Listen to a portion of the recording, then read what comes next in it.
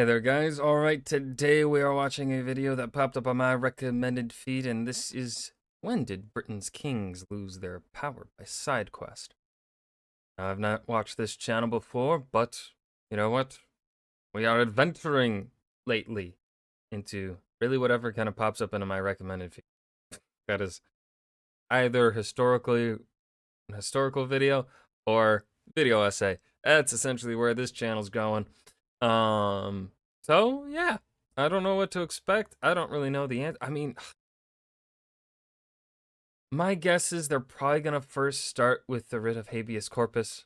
Right, that was the right name. Oh no, yes. Hold on, hold on. Is that something else?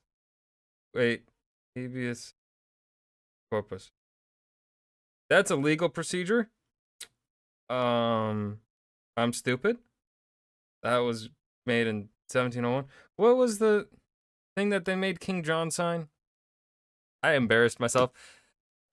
King John's outside of my speciality, so yeah. I'm early medieval England scholar, not no early medieval England historian. I wouldn't really call myself a scholar. Um, King John's outside of my out of my territory. What was that thing called? I can't remember it. Why am I blanking? No. Well, I embarrassed myself enough already. Let's dive in. Today's side quest is sponsored by our dear friends over at Kingdom Maker, but more about them at the end.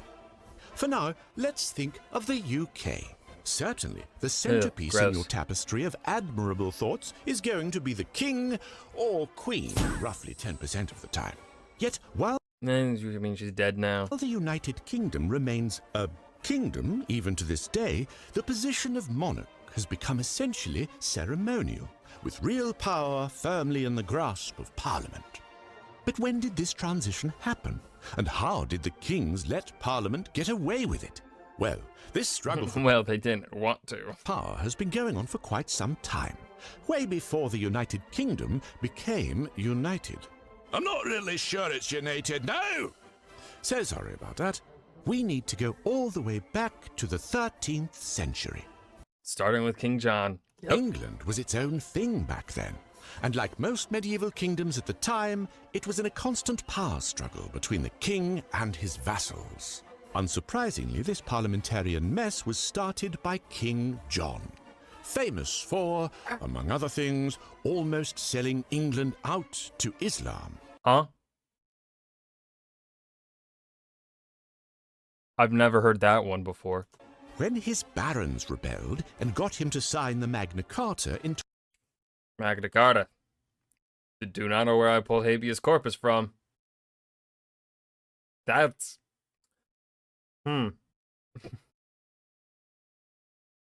Where did that come? Maybe I've just been... Oh, God. The modern day is such a mess. I think I probably just pulled it from there. Pulled it from this crazy shit that's been happening in America. And that was what was in my mind. I knew it was Latin, right? Magna Carta, Latin. Habeas corpus, Latin. So, you know, tangentially connected.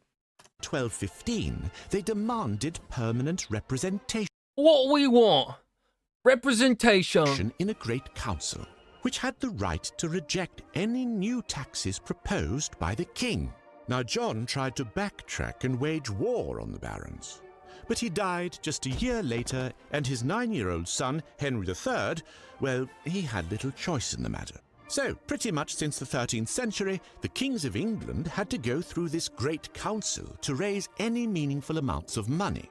The first time the council was referred to as Parliament was in 1236, when the now grown-up Henry tried to fund his wedding to Eleanor of Provence, who was just 12 years old at the time. But that's a minor detail. Now, this As far as I'm aware, they would marry young, but I don't think it was expected of them to do anything that young. I think. I can't remember. I remember there was King Edward Longshanks. He married young. He was not that much older than his wife. His first wife anyway. I think they did get it on young, but they were within like what I think we in the modern day would consider reasonable. Now, of course, should they, as young as they are, be getting it on? No. Like, I think they were probably 13 and 14, roughly. I just saw my camera flicker. Why is it doing that? I hope it's not breaking. That would suck. I don't want to buy a new one. Anyway, shit. God, I can't remember. I read this book like 3 years ago now, so the information of Edward Longshanks is it's locked away in here somewhere, distant, hidden from my grasp. Original Parliament only got together at the request of the king, and its members were either feudal or ecclesiastical lords. However, Henry soon realized that these weren't the only people with money in England. No way. Some among the merchants and the knights could be equally, if not more, rich. Henry started inviting such commoners in 1254, which obviously wasn't taken too well by the barons. They rose up in rebellion not long after, Barons War II, Electric Boogaloo. and, like with King John, they eventually sat Henry down and had him sign the Provisions of Oxford. The commoners could stay, but the king's advisors would be elected by the barons.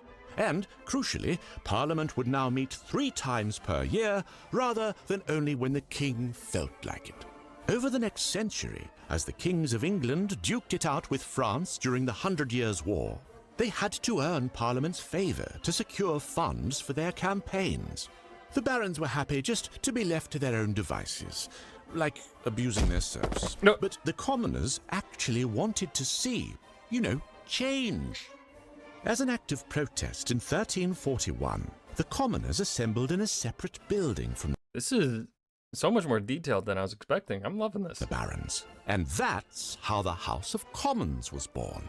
Before long, the commons were demanding rights like veto power over royal Wow, how they're reaching a bit far there.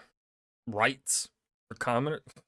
Disgusting. expenditures, the ability to draft new laws, and, dare I say it, fair taxation. In 1397, King Richard Outrageous. II decided to punish these treasonous demands and tried to rein Parliament in, which, as always, backfired spectacularly. How many times do we have to teach you this lesson, old man?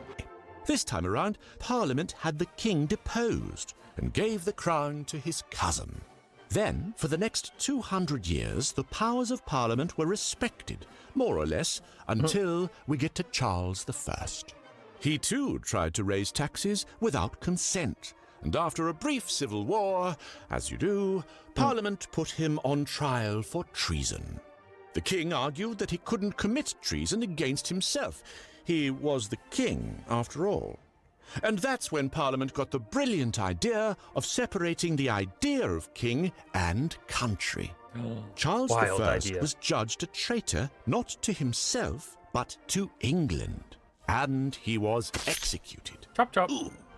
Unfortunately, Charles's son, James II, had similar ideas about his divine right to rule.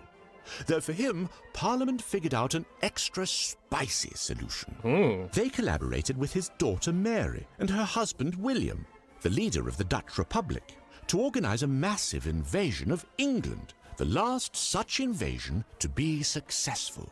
Parliament deposed James and gave the crown to William and Mary simultaneously in exchange for signing the Bill of Rights, which conclusively established Parliament's power over the king. Eventually, the English Parliament voted to merge with the Scottish one, forming the Kingdom of Great Britain. And then, Ew. 100 years later, they also added Ireland into the mix to form the United Kingdom we all know and love. Do not Now, love. while the days of absolute I royal gotta keep power hating are the British. gone, you can still relive them thanks to our dear friends over at Kingdom. Oh, okay, that's where we're ending. So they're ending it at the end of the 1600s. I would have. I mean, that makes sense. That is a good spot to really have probably more largely accepted. This is when they pretty much, like, by definition, could argue, lost their power. I would take it later. I think the British kings still had some pretty significant power in governmental affairs. I wouldn't, like, especially if we look at Queen Victoria. I think she had quite a lot of power. I would go so far as to say the early 1900s is when British monarchs, like, officially really became just propaganda pieces, really, ceremonial figures, and not actually anyone of power. The turn of the century, or really just right after Queen Victoria's death, whoever succeeded Queen Victoria, they were the one that pretty much was the first British king to really not have powers, is what I would make the argument for. But obviously that one's a bit, I would say, probably harder to really, like, maybe actively point to. Whereas it's much easier to point to these laws and the establishment of parliament and stuff like that and be like, power lost, which I do agree with. And that's my yap for today. I hope you guys enjoyed. Remember to hit that like button and subscribe for more, and I will see you guys in the next video. Peace.